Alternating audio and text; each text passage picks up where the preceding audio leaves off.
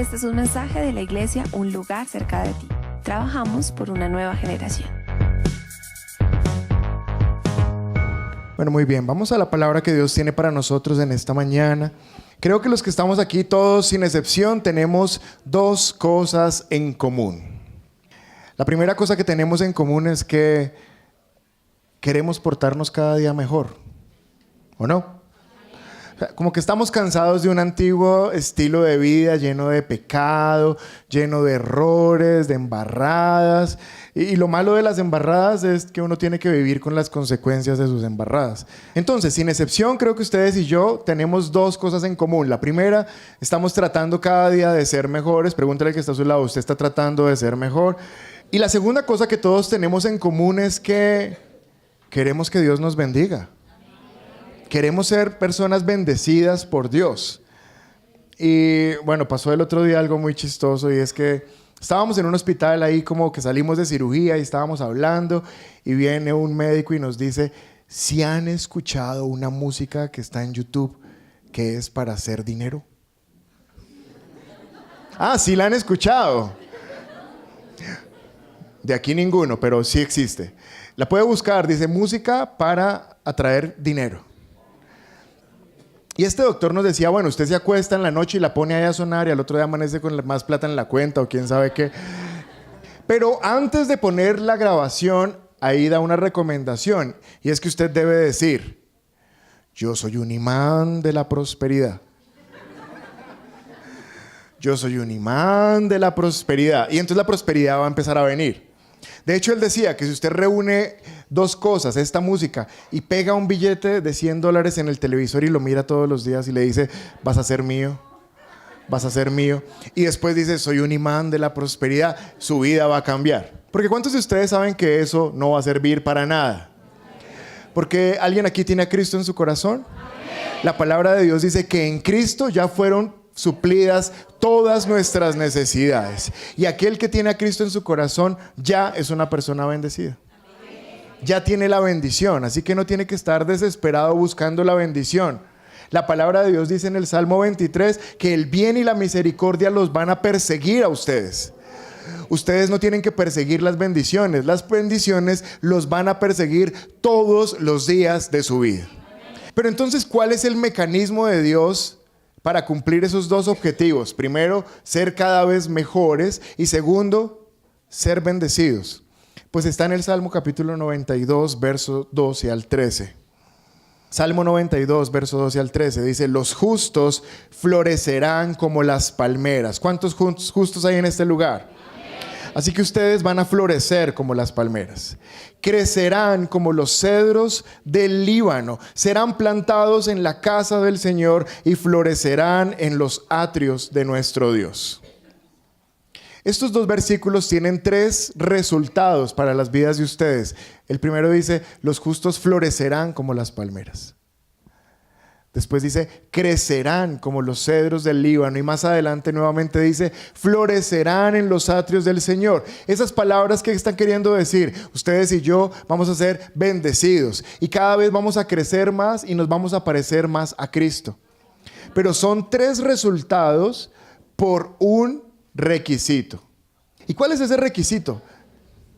Estar plantados en la casa del Señor. Y escuche muy bien, estar plantados no es venir a la iglesia de vez en cuando. Hoy no hay partido, hoy figuró iglesia. Con el que iba a salir al Alto del Vino en bicicleta, se enfermó. Bueno, hoy voy a la iglesia. Hoy no hay plan familiar, hoy no hay asado, voy a la iglesia. No, estar plantado en la iglesia es estar plantado en la iglesia. Estar plantado no es venir de vez en cuando. Estar plantado no es una semana sí, 3 semanas no. Estar plantado es una asistencia permanente a la iglesia. Y no solamente es asistir, porque hay algunos que aquí entonces me miran y dicen: estoy súper bien. No, yo veo personas que los conozco hace años en la misma silla. Estar plantado no solamente es venir, estar plantado es servir en la casa de Dios. ¿Cuántos quieren servir en la casa de Dios? Pues los invito, los miércoles tenemos un estudio bíblico que se llama Servir con Excelencia, porque si vamos a servir a un Dios excelente, hay que hacerlo con excelencia. Pero la palabra de Dios me dice que si usted quiere florecer, que si usted quiere crecer, usted necesita plantarse en la casa de Dios. Ahora, quiero hacer una pregunta. ¿Usted cree que para Dios es importante la casa de Dios? ¿Cree que para Dios es importante este templo? Porque hay personas que tienen un argumento en su mente y dicen, pues la iglesia del Señor es en todas partes porque Dios es omnipresente, Él está en todo lugar. Yo puedo estar en mi casa viendo por internet y estoy bien. O el Señor ya no habita en templos hechos por hombres. Pero no es lo que me dice la palabra de Dios. Segundo libro de Crónicas, capítulo 7, verso 1 y 2. Dice, cuando Salomón terminó de orar, cayó fuego del cielo que consumió los sacrificios y las ofrendas quemadas. Y la gloriosa presencia del Señor, ¿qué hizo?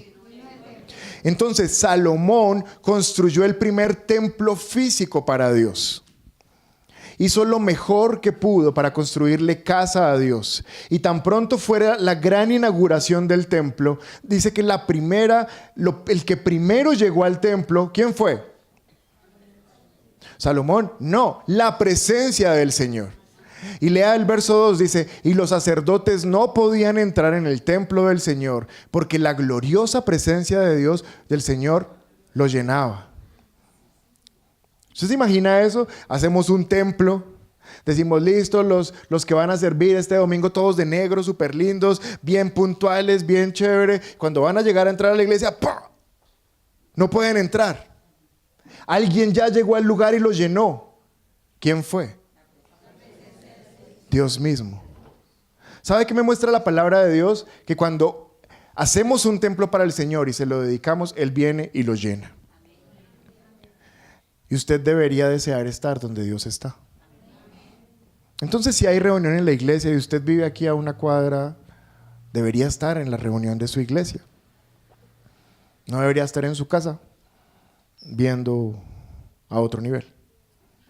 Si quiere ir a otro nivel, venga a la casa de Dios. ¿Cómo la vieron ahí? Estuvo bien, ¿no? Pero entonces alguien que sabe harto de la Biblia me dice, pero eso es Antiguo Testamento. Miremos el Nuevo, a ver dónde dice. Pues miremoslo. Juan capítulo 2, verso 16. Dice, luego se dirigió a los que vendían palomas y les dijo, saquen todas estas cosas de aquí. Dejen de convertir la casa de mi Padre en un mercado. Entonces sus discípulos recordaron la profecía de las Escrituras que dice, el celo por la casa de Dios me consumirá. ¿De quién está hablando? Jesús agendó un día de su ministerio para ir al templo y levantar a todos los que estaban convirtiendo de la casa de Dios en un mercado de negocio. Y cuando hizo eso, Jesús dijo, o se cumplió la profecía que Jesús decía, el celo por tu casa me consume. ¿Sabe a quién le importaba mucho la casa de Dios? A Jesús. Así que ese argumento de que no es necesario venir a la iglesia y que no hay iglesia perfecta, entonces como no hay iglesia perfecta yo mejor me quedo en mi casa y todas esas cosas, pues están siendo rebatidas por la palabra de Dios. Si hay un lugar llamado templo del Señor, ese lugar es para que las personas se congreguen y sean bendecidas. Porque sin excepción hay dos propósitos en común que usted y yo tenemos para nuestra vida. ¿Cuál es el primero? ¿Y cuál es el segundo propósito por venir a la iglesia? Ser bendecidos. ¿Cuál es el primero? ¿Cuál es el segundo? Pues ambos propósitos se van a cumplir cuando usted entienda que lo que Dios quiere es que se plante en una iglesia. Y quiero decirle algo, la palabra dice que plantados en la casa del Señor florecerán, crecerán, se expandirán. Pero hay enemigos de plantarse en la casa de Dios. Y para el 2018... yo le recomiendo que usted se plante en una iglesia. Escuche muy bien, se plante en una iglesia. Y no estoy diciendo, se plante en esta iglesia. Yo estoy dejando que usted tenga libertad de ir a la iglesia que usted quiera. Escoja la iglesia que mejor le convenga, la que más cerca tenga, la que tenga la personalidad que usted tiene, donde se sienta perfectamente identificado. Pero escoja esa iglesia y cuando la encuentre, plántese en esa iglesia. Ahora, no puede pasar como que llevo 30 iglesias, no he encontrado la iglesia. No, eso ya no es la iglesia. Eso ya es usted. ¿Cuántas semanas tiene el año? 52. Llevo 52 iglesias, no he encontrado. No, no va a pasar. Pero cuando encuentre la iglesia, plántese en esa iglesia. Para el 2018, los que están en esta mañana, en este lugar, deberían estar plantados en una iglesia. ¿Cuántos dicen amén a eso? Y entonces por eso les quiero mostrar cuáles son los enemigos de estar plantados. Encontré 4 enemigos. Busqué en internet enemigos de florecer. Y me encontré un foro que era para mirar, y gracias a Dios está Orlando, que es agrónomo, me va a ayudar a saber si sí o si no. Y en ese foro estaban los enemigos para que una planta florezca. Entonces me metí ahí y yo, ay, tan chévere. Y decía, apreciada amiga. Y yo. Pero como tengo la identidad clara, quién soy en Cristo, seguí leyendo. O sea, eso a mí no me preocupa. Y me encontré algunos enemigos de estar plantado. Y esos enemigos de estar plantados físicamente también aplican para los cristianos, para plantarse en una iglesia. El primer enemigo de que florezca una planta, decía en ese foro, es porque la raíz está inmadura. Y entonces hablaba de que las plantas tienen diferentes tiempos de madurez. Y hay personas que se frustran, dicen, yo planté esto hace tiempo y nada que me da una flor. Pero no saben que el proceso de madurez de esa planta es más demorado que el de otra planta. ¿Es así, agrónomo? ¿Sí, señor? Excelente. Entonces este sí aplica. Y espiritualmente es igual. Porque ¿cuál es la función de la raíz?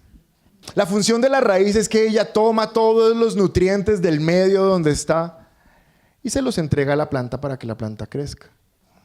Y entre más fuerte la planta, más fuerte... ¿Sí o no? ¿No han visto cuando uno va por algunas avenidas de Bogotá y eso, que empieza como a desnivelarse y uno dice, ¿y qué pasó aquí? Tapen esos huecos. Y lo que se da cuenta es que están unas raíces gigantescas deformando la carretera o la avenida. ¿Han visto eso? ¿Y cuánto será el poder del concreto? ¿Cuánto será el poder de una aplanadora que aplanó ese concreto? Y la raíz dice, a mí no me aplana nadie, yo soy fuerte. Si la raíz está fuerte, la planta es fuerte. Y por eso se demora a veces, porque lo que más se demora es que eso eche raíz, que se agarre al piso. Porque queremos a veces ver florecer nuestra vida, pero no estamos plantados. Y si yo les preguntara en esta mañana, ¿qué tan fuertes son sus raíces en la iglesia? Pues así de fuerte será la bendición sobre sus vidas. ¿Cómo estaría la respuesta a esa pregunta? Pero no importa qué tan fuertes están las raíces hoy de su vida en la iglesia. Importa qué va a hacer con la raíz de su vida en el 2018, porque es que tenemos todo un año por delante.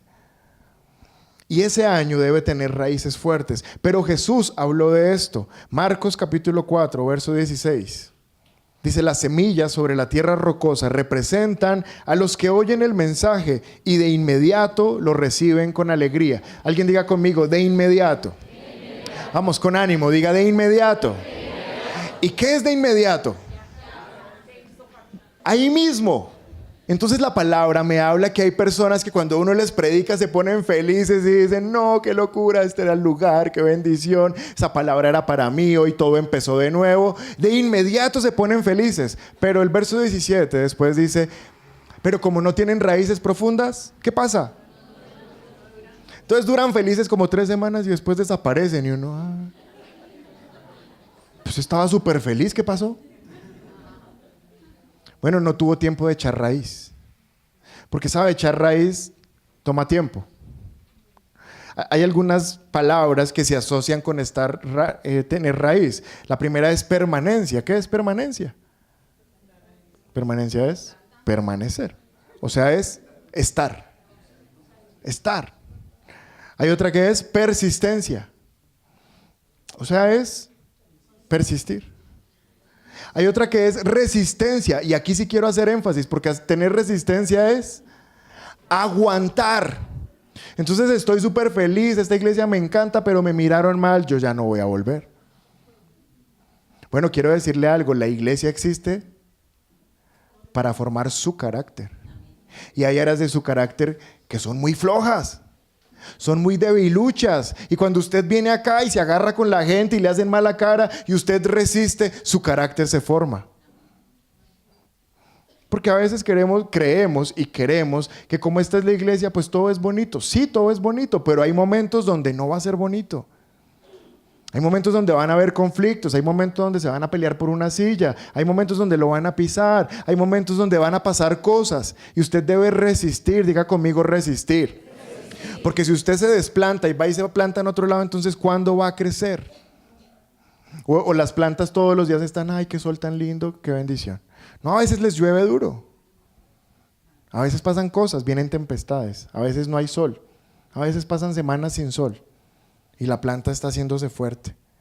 Para tener raíz hay que resistir, hay que tener constancia, hay que tener disciplina. Eso es echar raíz. Pero aquí dice, como no tienen raíces profundas, entonces no duran mucho. ¿Y qué pasa? Cuando tienen problemas, ¿hay alguien aquí que tiene problemas? Entonces cuando vienen los problemas, se arrancan y se van. Y este es uno de los enemigos de plantarse en la iglesia, no echar raíz. Solamente como que me cae bien y vengo de vez en cuando. No, usted no venga de vez en cuando. O si es a otra iglesia y nos visita hoy por primera vez, no vaya a su iglesia de vez en cuando. Plántese en su iglesia. Porque cuando se plante en la iglesia, ¿qué va a pasar? Va a crecer. Y cuando crezca, ¿qué va a pasar con usted? Va a florecer, va a dar fruto. Y su vida va a cambiar. Y se van a lograr los dos objetivos comunes que todos tenemos en esta mañana. ¿Cuál es el primero? ¿Y cuál es el segundo? Pero si usted va ahí de su casa y dice, no, yo sé que Dios está en todas partes, entonces yo aquí leo y yo aquí oro y pongo alabanza y yo aquí canto, yo no necesito de iglesias ni de pastores, quiero decirle, usted está muy equivocado. El modelo de Dios para el crecimiento de un cristiano se llama iglesia. Y si alguna persona está incómoda con ese modelo, puede ir a decirle a Dios, pero Dios, ¿cómo se te ocurrió eso? Y Dios le responderá. Porque ese modelo existe hace 2000 años. Y desde hace 2000 años es muy efectivo. Plantados en la casa del Señor, florecerán. Jeremías capítulo 17 me muestra el contraste de los que no se plantan. Jeremías 17, verso 7 dice, pero benditos son los que confían en el Señor. Esos son los que vinieron hoy a la iglesia. Y han hecho que el Señor sea su esperanza y su confianza. Son como árboles plantados. Árboles plantados. ¿Cuánto tiempo le toma a un árbol tener raíz para ser árbol? Años, muchos años. Pero para que sea árbol toma tiempo, ¿o no? Y dice que usted y yo somos árboles plantados junto a la ribera de un río con raíces que se hunden en las aguas. ¿Qué son esas raíces que se hunden en las aguas? Son raíces que son personas que se han mantenido tan firmes, tan constantes, tan permanentes, tan persistentes, tan resistentes, que ya tienen sus raíces metidas en la casa de Dios y sacarlos es muy difícil. ¿Y qué pasa con ellos? A esos árboles no les afecta el calor. ¿Y qué es el calor? Cuando la palabra está hablando del calor, está hablando de la prueba. Porque hay momentos de su vida donde la cosa se pone caliente, ¿o no? ¿Muy caliente? Bueno, iglesia, quiero decirles sin excepción que el otro año ustedes van a atravesar dificultades. Quiero decirles sin excepción que todos nosotros vamos a atravesar pruebas el otro año. Porque ¿cuántos saben que somos bendecidos y victoriosos en Cristo? Amén. Pero ¿victoriosos de qué si no hay pelea? Para que haya victoria tiene que haber pelea, ¿o no? Porque entonces, no, súper victorioso. Ay, ¿qué problema enfrentaste este año? Problema no, ninguno. Entonces no tuviste victoria, andas ahí pues de buenas, chévere, pero victoria. Para que haya victoria hay pelea. Para que Dios muestre su poder es porque hay dificultad. Jesús se va a ir, va a dejar los discípulos, los reúne, les dice, muchachos, estoy a punto de irme. Ese día todos lloran, todos están tristes y les dice, muchachos, pero tranquilos, quiero darles la última palabra antes de irme. Y ellos, bueno, Jesús, dinos que eres fuerte, que somos bendecidos. Y él dice, no, no era esa, es en el mundo tendrán aflicciones. Yo creo que ellos dijeron, pero ¿qué es esto? 3 años perdidos aquí. Pero confíen, yo he vencido al mundo y yo soy su victoria.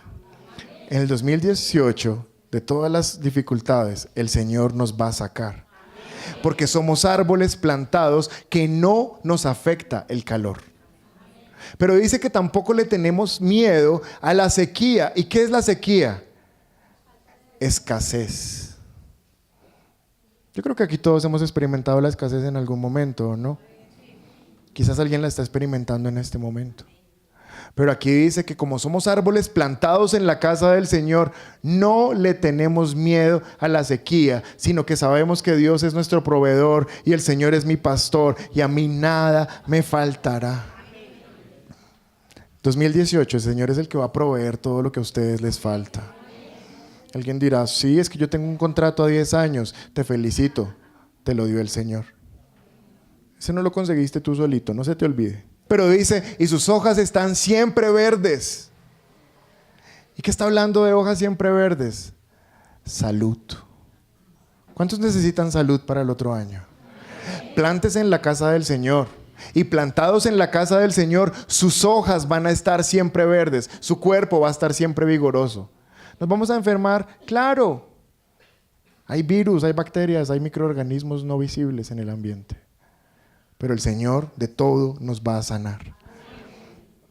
Y por último, nunca dejan de producir fruto. Sus vidas son fructíferas. Y en lo que ustedes trabajan, lo que ustedes quieren emprender, el Señor lo va a bendecir. Pero esto no pasa mágicamente. Esto pasa ¿por qué? Porque estamos plantados en la casa del Señor. Plantados no es visitar, plantado es plantado.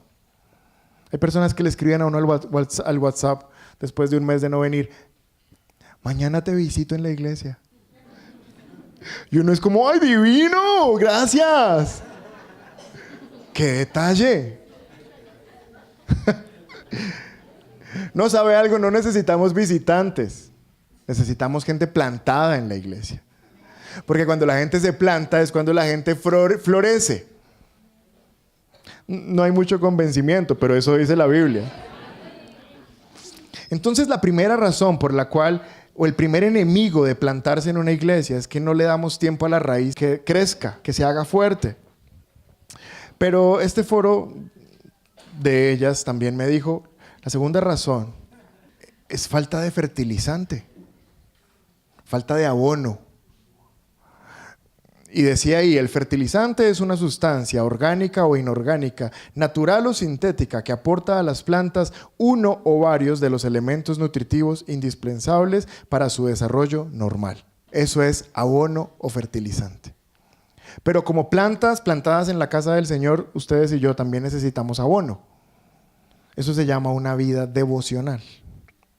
Eso se llama leer la palabra de Dios y orar. Porque si no leemos la palabra de Dios y si no oramos, no hay vida, no hay desarrollo normal de la persona. Lea conmigo Juan 6:63. La palabra dice, solo el Espíritu da vida. Los esfuerzos humanos no logran nada. Mira a su vecino y dígale, los esfuerzos humanos no logran nada. ¿Y qué quiere decir eso? Que por más que nosotros nos esforcemos, solo el esfuerzo humano no logra nada. Pero después dice, las palabras que yo les he hablado son espíritu y son vida. Un cristiano no va a florecer y no va a crecer sin la palabra de Dios. Porque cada vez que lee la palabra de Dios, crece. Y cada vez que lee la palabra de Dios, se vuelve vida. Ahora, no es solo leer la palabra de Dios, es obedecer la palabra de Dios. Porque de nada nos sirve leer la palabra de Dios si no la vamos a obedecer. Pero Mateo 26:41 dice, velen y oren para que no cedan ante la tentación, porque el espíritu está dispuesto, pero el cuerpo es débil. Y quizás hay alguien que dice, yo tengo problemas con el pecado, con la tentación. El diablo me espera en la esquina, me persigue y luego me alcanza y me hace pecar. Oh, pobre de ti. ¿Sabes qué pasa? Pues es que no oras. Porque Jesús les dijo, si quieren resistir la tentación, lo que tienen que hacer es orar. Pero cuando una persona vive golpeada por el pecado y no puede soportar la tentación, es porque su vida de oración es perversa. Yo siempre les digo esto, un cristiano que no ora es como una oveja alérgica a la lana. Eso es incompatible. Si eres cristiano es porque oras. Si eres cristiano es porque lees la palabra de Dios. Pero ese es el abono que hace que la vida espiritual crezca. Y sin fertilizantes, sin ese abono, no hay crecimiento. Pero después aparece un tercer enemigo del fruto. Mateo 13:24. Lo explicó Jesús y dice, la siguiente es otra historia que contó Jesús. ¿Quién contó la historia? El reino del cielo es como un agricultor que sembró buena semilla en su campo. Pero aquella noche, mientras los trabajadores dormían, vino su enemigo, sembró hierbas malas en el trigo y se escabulló. El tercer enemigo de florecer y de plantarse en la casa de Dios se llama la mala hierba. Y la mala hierba no es otra cosa que el pecado. Entonces lo que dice Jesús es que Él nos sembró y todos los que están aquí son una semilla tan bonita que el Señor sembró, pero después vino alguien. ¿A qué horas vino? ¿A qué hora vino? Pero aquella noche. ¿Y dónde estaban los trabajadores? ¡Ah! Durmiendo. Entonces vino el enemigo. ¿Quién es el enemigo? Satanás. En todas las Biblias cuando habla de enemigo es lo mismo, Satanás. Sembró hierba mala entre el trigo y se escabulló. Y el tercer enemigo de que una persona se plante en la casa de Dios se llama pecado. Porque cuando pecamos sentimos vergüenza y entonces uno dice, ¿para qué voy a ir allá si allá no hacen sino acusarme? Y Satanás va a sembrar tentación para que las personas no quieran volver a la iglesia. Y cuando pecamos, entonces él dice, uy, pecador, usted no dice que buena semillita y que no sé qué, y que usted lo que es malvado. Y él empieza a acusarnos y crea condenación para que no volvamos a la iglesia. Pero ¿cuál fue la causa de que la mala semilla se sembró? ¿Alguien la puede encontrar en ese pasaje bíblico? Los trabajadores estaban dormidos. ¿Por qué? ¿Y por qué estaban dormidos? Tenían que estar despiertos. Debieron dejar a alguien cuidando. ¿Por qué descuidaron toda la inversión de cultivar todo ese trigo y no pusieron a nadie a cuidar? Ustedes no pueden dormir. Pero no estoy hablando del sueño físico. No se sienta como que, ay, ahora en la iglesia ni dormir se puede. Usted puede dormir, pero no en la iglesia. Aquí dice que los trabajadores estaban dormidos y los trabajadores no tenían por qué estar dormidos. Pero no está hablando de un sueño físico, cayeron en un sueño espiritual y dijeron, ese pecado no es tan malo. Tomar hasta emborracharme, yo no le veo eso nada de malo. Y después no sé ni en qué puertas que tengo que golpear, pero ¿y qué tiene eso de malo? Y tengo esposa y tengo otra ahí también, una amiguita, pero ¿qué tiene eso de malo? Yo le quiero decir algo, si usted permite el pecado en su vida, el pecado lo va a anestesiar. Porque no hay ningún pecado bueno. Por más de que usted tenga 3 amigos que digan que tener esposa y otra amiga es normal, la palabra de Dios dice que no. Y nos regimos, es por lo que dice la palabra de Dios, no por lo que dicen mis amigos. O al menos, porque todos tenemos 2 motivos en común en esta mañana. ¿Cuáles son? Ser mejores y ser bendecidos. Y si usted quiere ser mejor en su vida, usted debe vivir bajo lo que la palabra de Dios dice. Si la palabra de Dios dice que no se pueden tener relaciones sexuales sin estar casado, eso se llama pecado. Y entonces cuando uno hace algo a pesar de que sabe que la palabra de Dios dice que no lo debe hacer, entonces lo que es un dormilón espiritual. ¿Y cómo quiere florecer? ¿Cómo quiere crecer? ¿Y cómo quiere ser bendecido si sabemos lo que la palabra de Dios dice que no debemos hacer y a pesar de eso lo seguimos haciendo? No sé si el punto que estoy tratando es claro. Pero cuando entonces nos volvemos dormilones, cuando ya permitimos el pecado y nos volvemos somnolientos espirituales y si ya pecamos o no pecamos nos da lo mismo, pues sabe, ya venir a la iglesia ya nos da igual. Quiero que me mire un segundo, ¿sabe? Porque si venir a la iglesia y que nos digan que tenemos que dejar de hacer algo que estamos haciendo, y eso es cada 8 días, pues qué pereza. Mejor no ir por allá. Y la mala hierba que se llama pecado se convierte en un enemigo súper fuerte para congregarse. No sé si estoy claro con lo que estoy queriendo decir. Primera de Juan, capítulo 3, verso 9, dice: ninguno que haya nacido de Dios. ¿Cuántos aquí nacieron de Dios? ¿Cuántos tienen a Cristo en su corazón? ¿A cuántos me los voy a encontrar en el cielo? ¡Ah, qué bendición! Ninguno que haya nacido de Dios practica el pecado. Porque la semilla de Dios permanece en él. ¿Nota que otra vez está hablando de una semilla?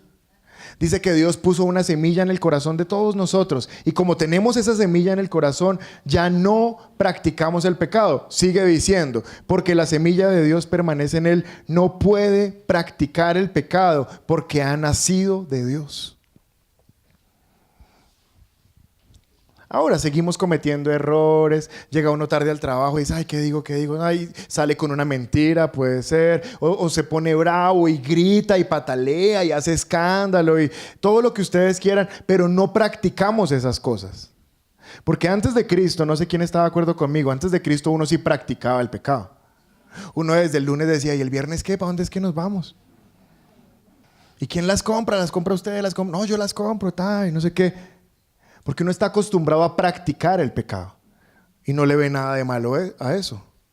Pero ahora en Cristo, si usted dice, no, ¿quién las compra? Bueno, tenga cuidado.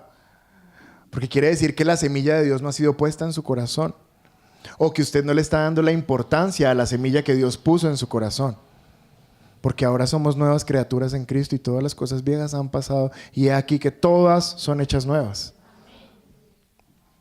Y por eso es tan peligroso el pecado, y por eso es tan peligroso tolerar el pecado, y por eso es tan peligroso acostumbrarse al pecado, y por eso es tan peligroso consentir el pecado y abrirle la puerta de la casa y decirle, venga, aquí le tengo cuarto, duerma conmigo. Porque tarde o temprano el pecado va a terminar sacándolos de la casa de Dios. Y plantados en la casa de Dios, florecerán.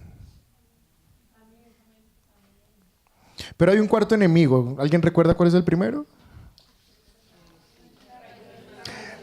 Una raíz inmadura. El segundo, falta de fertilizante. El tercero es la mala hierba, que es el pecado. Pero está el último. Habían más, pero solo traje esos 4. El cuarto enemigo del crecimiento, del plantarse, son las bajas temperaturas. Y son las heladas. No sé si alguien ha visto cuando uno va para Bogotá, los que salen, alguien sale antes de las 5 de la mañana de su casa. Eso. 5:30, 6, ¿y el resto? ¿Por dónde se van? ¿Cómo hace? Bueno, los que madrugamos, hay gente que nunca ha visto una helada en su vida. Pues es que a las 7 ya no hay helada. Bueno, uno va por la carretera y al lado y lado se ve como una nube blanca helada. ¿Han visto?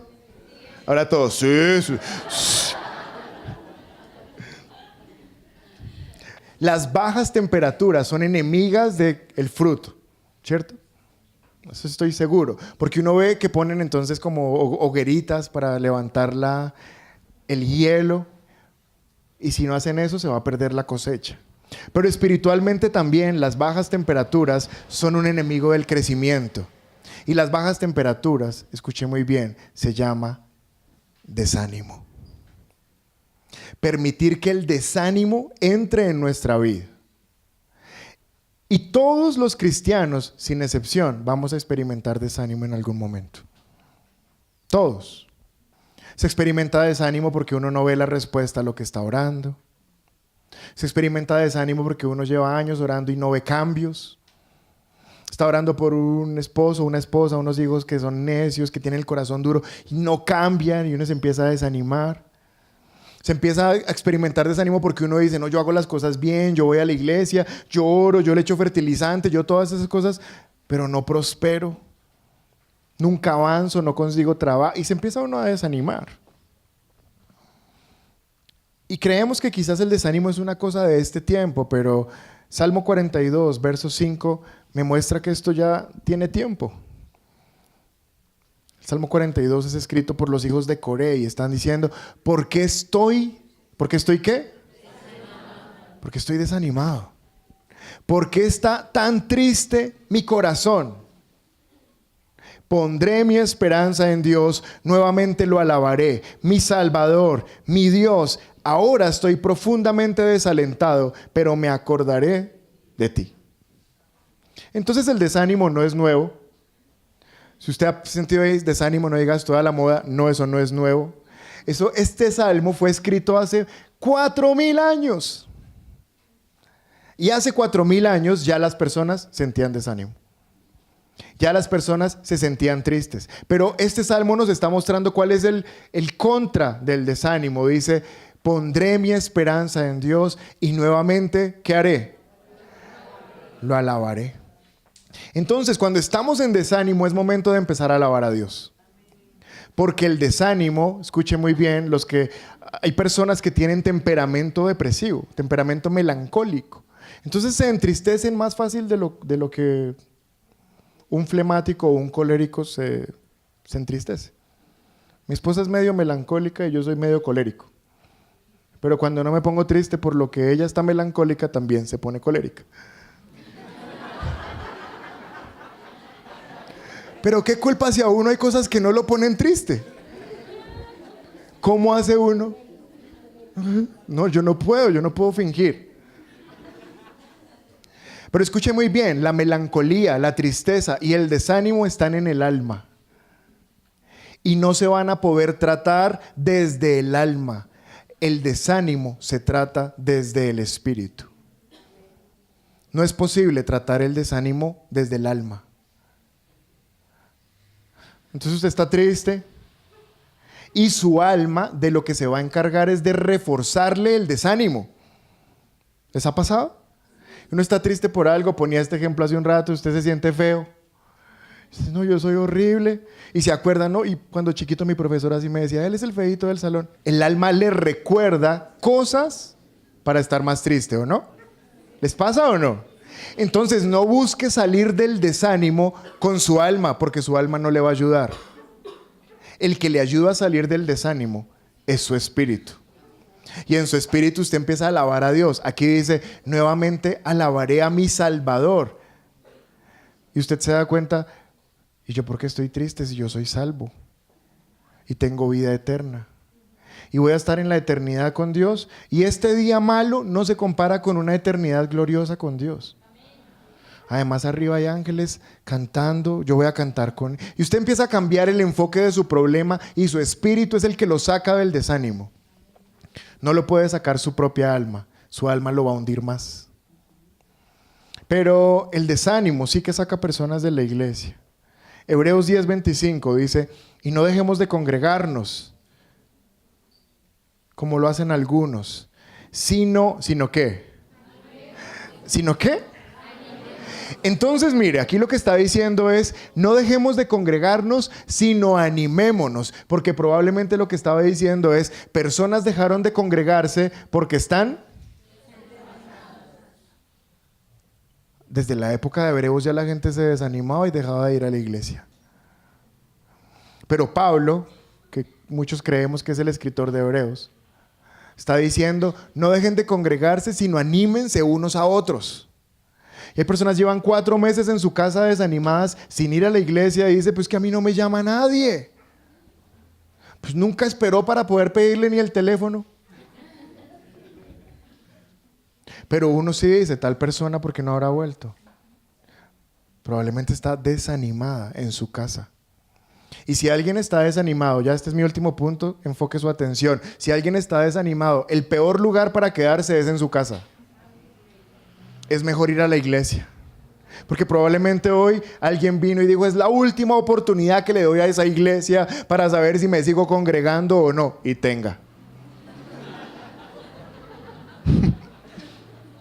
Porque en la iglesia volvemos a recibir ánimo para continuar en el camino.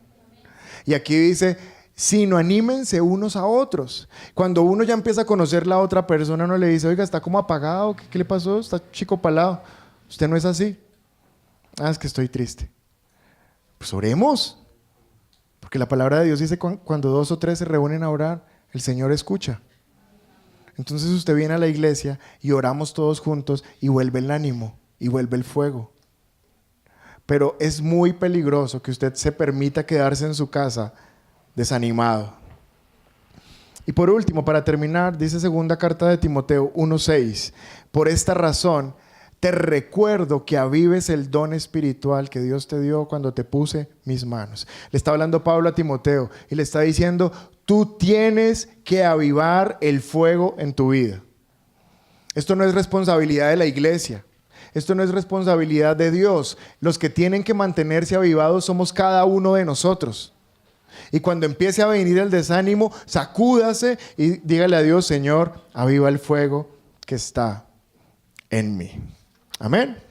Bueno, habló la palabra de Dios para nuestras vidas en esta mañana.